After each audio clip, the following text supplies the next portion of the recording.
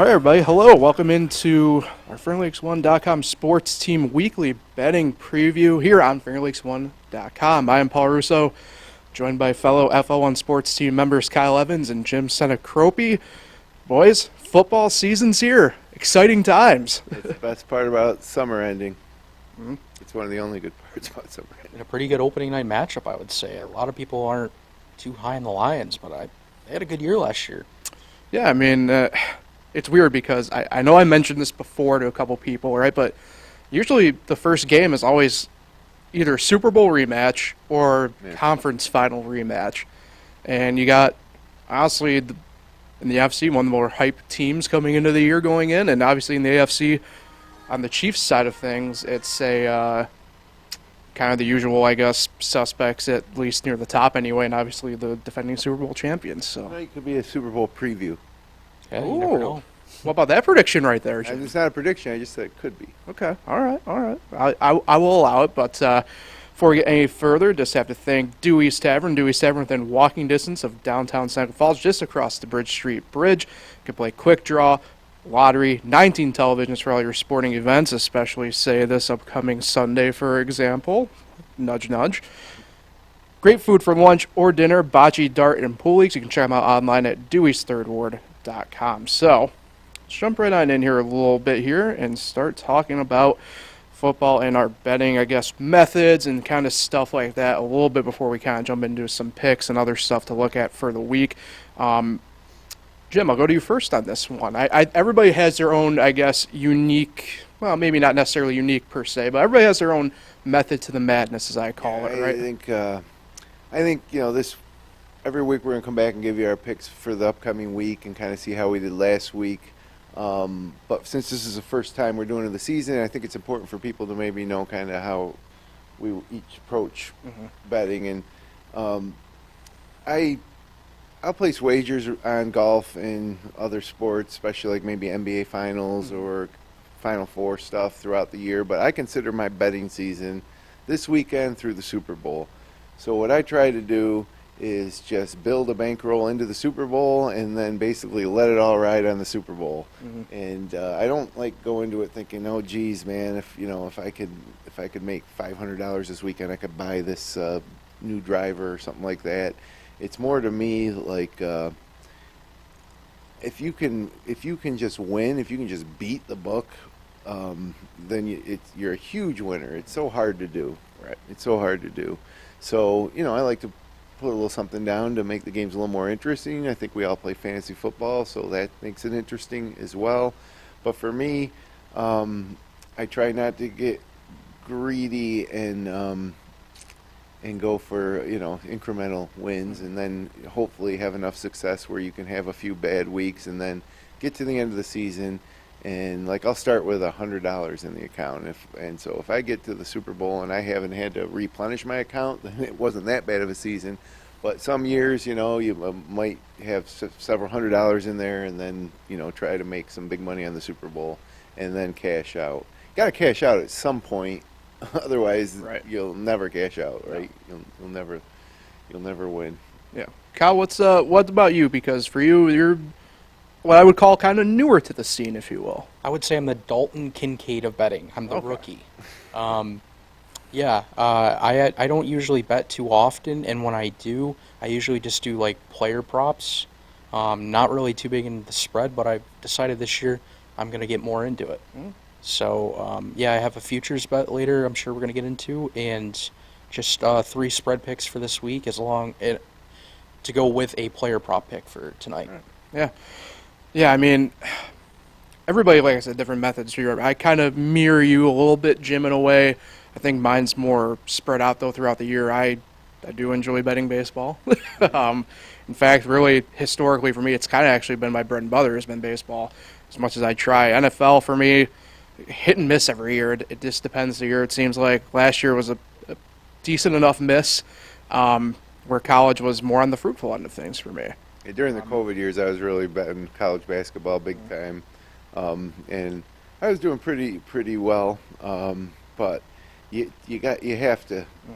This past college basketball season, past 2 years actually, I just haven't been following it close enough to feel comfortable because you really need to. I mean, especially in college sports, even in football, there's so many teams, Right. that you really have to spend some time following things. Yeah. Yeah, and then to kind of piggyback off you with the bankroll, I'm similar, right? I usually go in somewhere in about the $100-ish range, depending upon kind of a lot of it depends on the college weekend at hand as well for me. But I go in, I don't, method and massive. We're actually, it's funny, I'm going to kind of put it this way, but we'll jump into it here in a little bit as well. But I tend to just do what, flat bets, single bets. I don't tend to venture too deep into parlays personally anymore.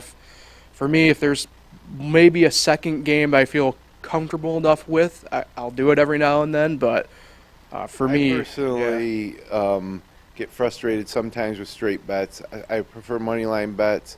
I don't like the idea of betting $10 to win 9. Right. It's just annoying to me, so I will just sometimes tease something and parlay it with something else to get it into the plus Right. range.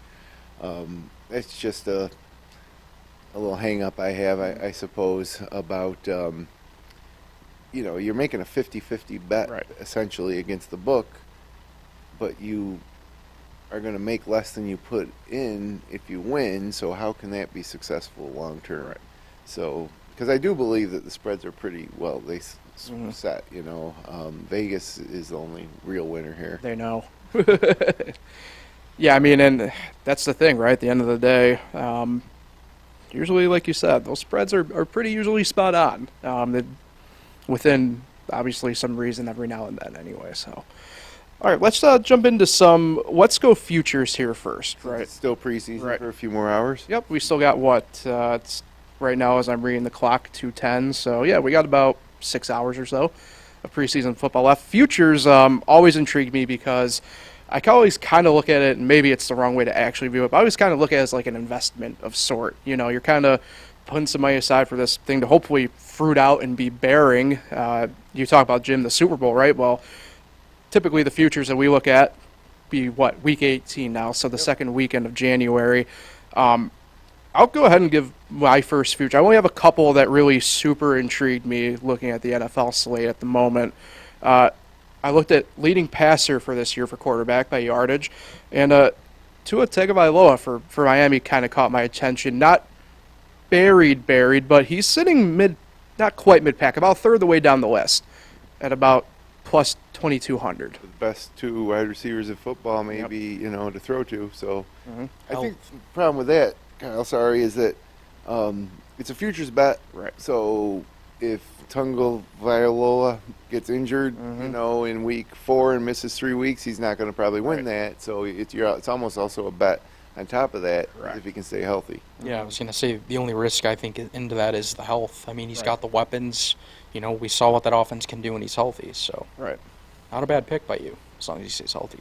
Anybody else have a future that really sticks out for them as well as we get going here?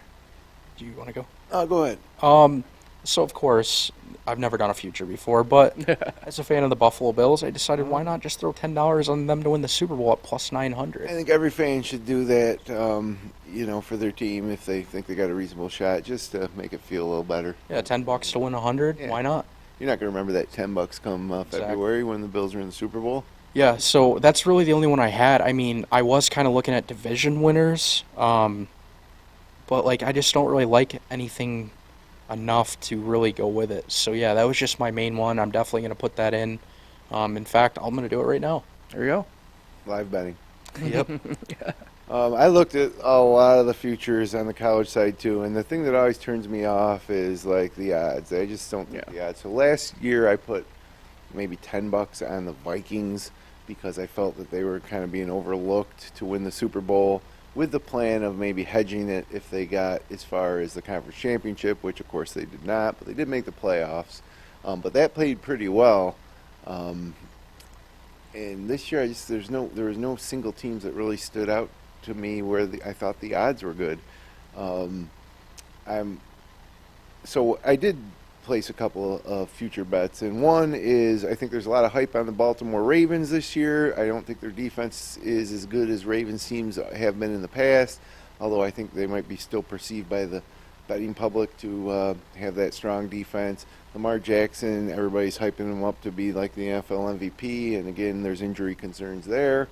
And anyways, and they're in a tough division. Like the NFC North, AFC North is highly competitive, and I got the Ravens under 9.5 wins. I think at best they'll be 9-7. And that's plus 150. So, the DraftKings Sportsbook has it set at 10.5. Is there over under? So I teased it down to 9.5 to get that extra. Little extra juice. Yeah. So, and then I also feel like the Eagles are as close to a lock to getting back to the Super Bowl as any team in the NFC. They just have the best defense by far. They have the best offensive and defensive line. They were there last year and didn't win, so they're still obviously motivated to get back. They just have so many weapons on offense, and of course Jalen Hurts, and they have the one unstoppable, 4th and 1 play that Jalen Hurts converts every single time. So, but I didn't bet them to win the Super Bowl because the odds are so poor. So what I did was I also feel, and this is where the bet really is for me, is the Bengals. I have Bengals Eagles Super Bowl plus 2,200. Oh. So $10 to win 220. And if you remember, I was high on the Bengals going to the Super Bowl last year too, and it wasn't by their own doing that they didn't make it there necessarily. They got some really unfortunate calls in that Chiefs game, and so those are my two futures. That's it. I didn't see anything else that I really loved on the college or pro side. Actually, I shouldn't say that. If we're talking futures, college, real quick, Florida State crushed LSU. They're now number 1 ranked in the polls. You can get them at plus 200 to make the playoffs, the college football playoffs. So we know somebody from the ACC is going to the playoffs, right? We know Clemson already lost. So, yeah, I'll take 2-1 money that this team will end up in the playoffs, I mean, from what I've seen so far. And then Notre Dame's plus 500 to make the playoffs. And, yeah, they played Navy in Ireland and killed them, and we don't really got a good picture of what Notre Dame will be this year. But they're Notre Dame, and if history is any indicator, the powers that be will do anything they can to get Notre Dame into the playoffs. So that's, $10 to win 50. And so those are a couple college futures that caught my eye, but there wasn't too much in the futures market this year that really I thought was a wise investment. Yeah. I mean, I'm pretty high on Notre Dame outright this year, and it pains me deep down to say that because you want to talk about a team that I love to hate. Yeah. But one other future to catch my attention on the pro side of it, and it's funny you mentioned the Baltimore one because it does have to do with the AFC North, and that is the Steelers to win the North. Yeah. That I think a lot of people are down on them this year, and I don't quite get why. They to me, they only got a little bit better with age in essence, and well, Mike Tomlin always has them in contention. Right. They never have a losing season. Correct. And I think if you can dig enough at certain markets, you can probably find some squeeze worth there. To be honest, no team in the AFC North, since they did with the 4 divisions now in each conference, has won 3 in a row. Cincinnati has won 2 in a row. I'm kind of with you. I think, Jim, a little bit. I think Baltimore's a little bit overhyped this year. I personally think, I think Cleveland might be a little bit better than people think. I think Cincinnati kind of trends that Baltimore way a little bit. A Cleveland Brown under wins was something I looked at because they're in that tough division. And I think they are at 9.5 is what it's set at now. But yeah, I agree with you on the Steelers. The only problem is like I personally feel like the Bengals are one of the best teams in the AFC. They didn't, they're going to be right back where they were. I think Joe Burrow is a natural winner. He's proven it already. So I would have a tough time making that bet knowing the Bengals are in the division. But I do like the Steelers. The Steelers are undervalued. But again, and then you look at their win total, and I think it's 9.5 as well. Right. Yeah, and DraftKings does it weird, I noticed. That's where I was looking as well. They kind of have it where you pick where they'll finish in the division and not, outright winners or anything like that. So when I was looking at the Steelers, they had it listed at plus 425, which for actually the division is the high, well, depending on how you look at the longest odds. Even at Cleveland, I think was plus 380 when I looked. So And you could compare that too against. So before I placed a bet like that, I would say, I wonder what the odds are for them to simply make the playoffs. Because if they win the division, they're making the playoffs. Correct. And if they're close, I would err towards the playoff bet, only because then you have opportunity to still win the bet if they don't win the division, if they happen to slide in as a wild card. Now there will generally be some deviation there, a gap, but you got to make that decision, on which is the more likely outcome, I guess. yeah. No, yeah, I mean, it's the perceived safety net, like you said, right? It's, you have the opportunity of two ways to get in as opposed to the one. Don't think I really missed anything else future-wise here. Before we get into our outright picks for the weekend, were there any games in addition to your picks that kind of perked anybody's attention here a little bit that made you kind of go and look at it and go, maybe if I'm feeling like froggy later on or anything like that? You can go ahead. I like Steelers money line plus 120 over the Niners. You're just talking about how high you are on the Steelers. 49ers are coming all the way across to the East Coast for an opening week game, and they are going to have Brock Purdy at quarterback. He's coming off elbow surgery. He's coming off the surgery, exactly. And I also don't think that they're going to totally unleash Christian McCaffrey. I think they'll probably limit his touches. So anyways, that's not a game that I picked, but it was a game I seriously thought about picking. And they're 2.5 point underdogs at home too. So if you didn't want the money line, you could take the points. Right.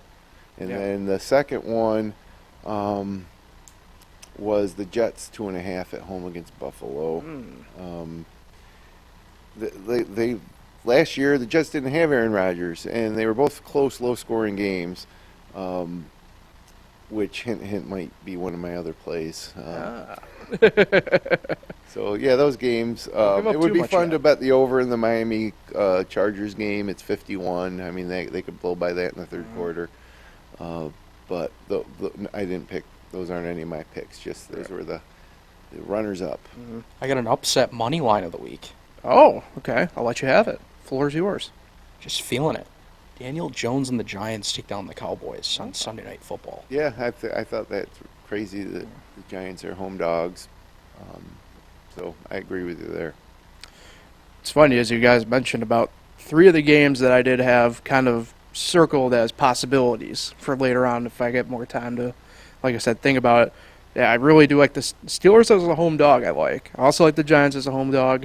But, I was kind of eyeing the Dolphins maybe outright as well, though, in that game. But I do agree with you, Jim. The more I kind of put some thought into that as well, that over in that Dolphins-Chargers game, 51, you're right. It's interesting. I know a lot of people are high on the Dolphins' defense this year, but, I mean, if you're just consistently on the field, none of it matters in the long run. So yeah, and shootout like how that. good your defense is, the Chargers' offense will score on you. Right. But, of course, we're suckers. That's the typical sucker play. Right. 2 of the higher scoring teams in the NFL facing off.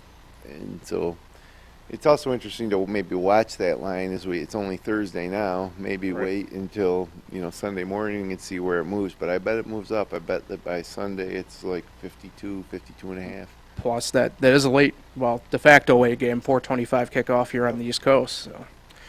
All right, so I think with that in mind, let's get to our picks. So, Jim, They're the ones we're tracking. We're going to come Correct. back next week and talk about it. I was going to say, I was going to toss to you.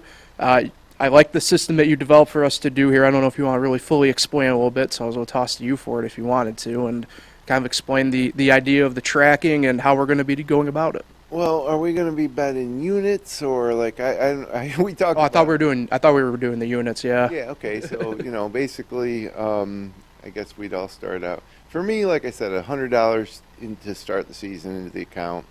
A standard unit will be $10. If I feel really good about a game, I would go $20. And if I have a lot of success heading deeper into the season, I might up what my standard unit is too. But generally, for $100, I only want to bet less than half for week 1 of my total bankroll. A smarter thing would be to even keep that lower to around 20 to 30%. But I know that once the games start, I haven't thought about what I'm going to do with tonight's game, but I like to maybe wait until the game gets going and then look at the live betting. So as much as I talk about discipline with the bankroll, but for these purposes, we'll each bet, 1 unit, and we'll see who does the best out of the 3 of us over the course of the week to week. Perfect. Love it. All right, who wants to go first for their picks? Kyle? Sure. All right, go ahead. 3 spread picks. Go ahead, Dalton Kincaid. one unit each, right? Yep. So I got the Chiefs minus 4.5 against the Lions tonight. Okay. My second pick is going to be the Bills minus 2.5 at the Jets. Okay. And my third pick is the Titans plus 3 at the Saints. Oh. Yep. And then just say, like, I parlayed them together. If I did that, it's plus 605, $10 to win 70. So are you going to parlay them, or are you I going think to? I'm going to. Okay, so that's good. So Yes. So, yeah, I'll say I'm going to go. I'm going to do that. All right. I'll go next, I you guess. got college games too, right? I do. I have 2 college games. I have 4 total, 2 pro, 2 college. I'll begin with my college. I will begin, I think, with what has been labeled the early season game of the year so far, and that is Texas at Alabama. I'm taking Alabama minus the 7.5 points as it stands right now. I just think I'm not buying a lot of the hype around Texas anyway this year. I think lame duck year in the Big 12 anyway, and Nick Saban smiling preseason is never a good sign for the competition. So, and you're giving me more or less a touchdown of wiggle room against that. I'll take that any day at Bryant-Denny. My other college pick is Oregon laying 6 on the road at Texas Tech. Now, this is also a game that we were talking about over-unders. When I first looked this morning, was at 67.5 over-under, which I think at that point that was still going to go over. It's up at 69. It's already moved up a 1.5 today alone. So I would say if you're interested in that, like I am, keep an eye on it. I'm guessing it might go down another half point or something like that, get back to, like, say, somewhere in that 68 range. But if it keeps going up like that, I don't know at that point. That frightens me. But I'm on Oregon on the road minus 6. They're just a better team. I think there's some buy-up with Tech after this past weekend a little bit. So, again, more or less you're giving me that touchdown of wiggle room with definitely a better team than the other team. I'm going to do that. My NFL picks, Jaguars on the road at the Colts. And we'll lay the 5 points with the Jaguars. I just think they're so much of a better team than what the Colts are going to be, especially week 1. No Jonathan Taylor, rookie quarterback, and Anthony Richardson in Indy. I know they're home, but, I mean, this is a Jaguars team that, non-betting wise, I do have expectations for this year. So, have that circled. Then my other one, and this one I think is definitely the surprise. I'm going to take the Panthers on the road getting 3.5 against the Falcons. I think for as much hate as the Falcons are getting, for them to be favored against the Panthers kind of catches me off guard a little bit. Sure, it goes against even the logic I had with the Colts, rookie quarterback under center and Bryce Young for Carolina. But Carolina's defense is pretty good, all things considered. And I think the offense, they have enough weapons on the outside. They have a good running back in Miles Sanders. I like that spot for the Panthers. Got him Thielen. Thielen's one of them, yeah. Okay. So those are your official picks, 1 unit each? 1 unit each. No need to get crazy at this point. Okay, so I got 4 picks. The 5th one, which I may bet not for the purpose of this program, is the Monday night game, Buffalo and the Jets, under 46. Last year they played twice and scored 27 points in one game and 36 in the other. So 46 is, of course, Aaron Rodgers wasn't involved, but man, those Jets corners are good. I feel bad for Bills fantasy owners who are getting excited for Josh Allen or Stephon Diggs. Matter of fact, I have Gabe Davis on my team. I don't think I'm going to start him this week. Same here. Just because of the Low how scoring good that game. secondary is. So, in a low scoring game. But that for the purposes of this program, that's not one of my bets. I got one college play. All right. Miami of Ohio, -7 at UMass. Oh, yes. UMass is not good. No, they are not. Very, very bad. And I don't think that they stay within a touchdown of any Division One FCS program or FBS. yes. So, anyways, that's it. -7. I got one unit on that. Straight up -108. I've seen that a lot this year on DraftKings instead of -110. It's -108 Right. now, which I guess is better 20 cents on the $10 Hey. bet. Money's money. So, anyways, that's one of them now to the NFL, and I got a thing for home dogs in the NFL when the spread's like more than 4. They cover like 65% of the time. And so I'm going against your bet. I'm taking the Colts Oh, +5 against the Jags. And it makes no sense because you're right. The Colts should be terrible. And the Jags are pretty well stacked up as a lot of people pencil them in as their division champ and going to the playoffs. But it's just one of those rules. Like, that's the betting public will look at that and they will jump on the Jags. And how many times does it happen where good point. so we'll see what happens. But I will say this. I parlay in that with the Seahawks on the money line against the Rams. I don't see Pete Carroll losing at home in the opener against the Rams. So instead of betting Colts +5 at -112, if I parlay it with the Seahawks, which that's a -230 play on its own, parlay jumps up to +175, so $10 to win 17. And keeping with that theme, I also parlayed the Seahawks with my second pick, which is the Giants +3.5 versus Dallas. Again, home dog 3.5. I feel a lot more confident about that than even the Colts. And that parlayed with the Seahawks would be at +168. So, and then the one other bet is Houston and Baltimore under 44. And that's another one of my rules. Baltimore's 10-point favorites. Those games with double-digit favorites in the NFL generally go under at a 70% clip. And the reason why is a team gets out to a lead, they take the foot off the gas. You know, the NFL, most of the scoring is done in the fourth quarter when it's a close game and teams are going back and forth. Right. And, you know, you can see a lot of times 20 points being scored in the last 3 minutes of an NFL game sometimes just because, you know. You remember that Bills-Chiefs playoff game? Yeah, it's exactly like. Insane. So those games go under. That's just a rule. You'll see me do that throughout the season. When there's a big spread in the NFL, I'll take the under almost every time, regardless of who the teams are or what the under even is. So there we have it. The picks for the week. So we got to keep track of these. Oh, yeah. back. Spreadsheet's already being developed. Okay. Yeah. The exciting part is that football season's here. This Sunday here in the Finger Lakes, it looks like it's going to be low 70s, maybe a chance of some rain. I actually have plans to get my TV out on my back patio porch area and maybe spend the afternoon out there. There you go. Kyle, you have quite the setup.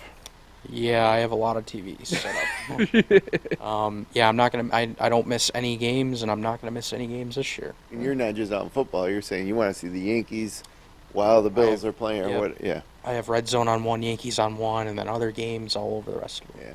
Yeah. I go Red Zone almost exclusively because you don't miss anything. Yeah, the best part of each game is shown on Red Zone. Yeah. So I love it. And no commercials. I can't stand the long commercials. Oh, there's no commercials. Yeah, Red Zone is the best It really is. thing invented for sports in the history of sports media, without a doubt. Yep. I love it. Of course, now strictly Syracuse Orange hosted. So Who's hosting? Scott Hansen. Oh, okay, yeah, Yeah. okay. So, I thought it might have been a change. no, they got. I wish there was. I wish I was they'd about to take him say, out. Kyle, I know you're going to miss Siciliano this year, right? Andrew Siciliano. It's my Oh. first year in 10 years not having Andrew as my red zone host. Well, that's because you were watching on what, DirecTV, Yeah. and we were watching on YouTube TV or whatever. Yeah. But yeah, there were two. I didn't even realize that was a thing. Mm-hmm. There were two red zones. Yep. Concurrent. Yeah. It's Like why that. the old red zone forever. It's gonna be honestly, it's gonna be a different Sunday this week. Huh? I'm used to You Andrew. like Scott Hansen? I don't mind him. Andrew every single Sunday. I never miss a Sunday for the last 10 to 12 years, and I watched from 1 o'clock till it ended at 7:30. So what's he doing this year now that he's not hosting? He hasn't said. I don't know what he's gonna do. He's gonna be lost, like literally. Isn't he also an insider though? Like, doesn't he do the insider Yeah, stuff? but that's his Monday or- through Friday job. I think Maybe it's he's Saturday happy to have off. Sundays off. Right. He is a Browns fan. Did you know that? No. Oh. Yeah, he was raised in Cleveland or born in Cleveland, and yeah, he's a Browns fan and a Guardians fan. Yeah. Yep. But one of the fun things about betting this being week one is this is all theory and based off stuff last year and off-season moves. We get to see some teams, and one of the things that I'm looking for too is we talked about futures.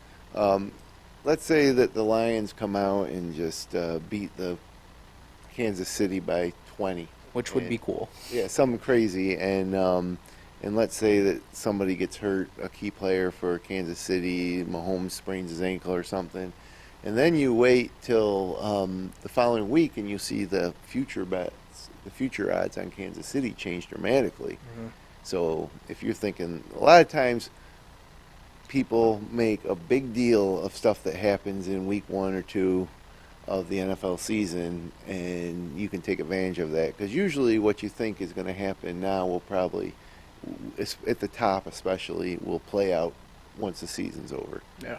So that's something else I look at as well. You know, a team that was supposed to be good that just lays an egg in week 1, and now all of a sudden everybody gives up on them. Right. Yeah, I mean that's a good point, right? Is the fact that through all of this, it's going to be changing by the time we reconvene. Well, not by the time when we reconvene, pretty much at this Thursday. time next week, right? I mean, by the time that the Bills and Jets wrap up at 10:30, 11 o'clock Monday night, there's going to be some shifting. And you're spot on, right? There's always some team always just comes out in week 1 just flat. Well, look, that Bills game is a perfect example. Let's say that you're big on the Jets and you think the Jets are going to win the division, or you're big on the Bills and you think the Bills are going to win the division. Well, if the Jets come out and beat the Bills at home in week 1, does that, I mean, yes, you got a game advantage at that point in the standings, but does that make you really change everything that you thought about the season-long outcome? Not at that point, no. But the odds will change. Correct. So if I thought the Bills were going to win the AFC East and the Jets beat them, and the reason I didn't bet the Bills is because it just wasn't worth it at like plus 300 or whatever it was. And now all of a sudden it jumps to like plus 550 because they're 0-1. Right. That's the kind of stuff I'm Yeah. talking about. Definitely. For sure. All right, so I think that about wraps up week 1 of our betting segment here, I believe, boys. Good luck, fellas. Yeah, good luck to Everyone else. good luck to everybody. Hopefully, all your tickets cash. All your as we would fantasy say. owners, our fantasy players are Healthy. on red zone. Also, before we head out, did Yeah. you know Patrick Mahomes has never thrown under 300 yards in a season opener, Oh, that's a good and fun has at fact. least 3 touchdowns in every season opener? Really? Yeah, he literally is lights out in season openers. So if you're doing like player props tonight, do well over 300 passing yards. I did look at him and Goff both over 275 as a parlay. Yeah, and also Kelsey is still up in the air to play Yeah, tonight. who knows? So that could be a factor because that's his main target. Yep. Look at you with that little morsel that's dropping in right there at the end. Little sauce on the nugget. I do like the Amon-Ra St. Brown anytime touchdown too. Oh, look at you just dropping them left and right as we exit out of here. All right, so yeah, good luck, guys. Hopefully everybody's tickets cash, and we can come in next week with that spreadsheet number looking excellent and in the green or in the black. I guess it depends what ink you want to use. So Just no red. no red. All right, thanks everybody for watching and listening. We'll be back, like I said, next Thursday. luck, everybody. We'll talk to you next week.